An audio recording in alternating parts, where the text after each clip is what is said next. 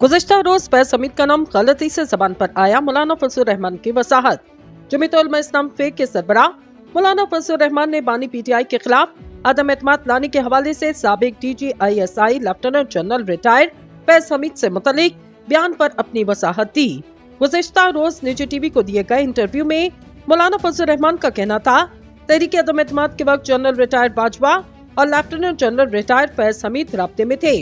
मौलाना फजल रहमान ने कहा, फैज हमीद इनके पास आए और कहा जो करना है सिस्टम के अंदर रहकर करें। जनरल रिटायर्ड बाजवा और फैज हमीद के कहने पर नून लीग और पीपल्स पार्टी ने मोहर लगाई। मैं खुद अदम एतमाद के हक में नहीं था। ताहम इस हवाले से मौलाना फजल रहमान ने वसाहत जारी करते हुए कहा, गुज़िश्ता रोज जनरल रिटायर्ड फैज हमीद का नाम गलती से मेरी ज़बान पर आया।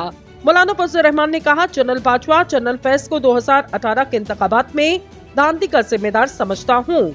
इस मामले को ज्यादा ज़ेरे बहस लाने के बजाय तारीख के हवाले किया जाए।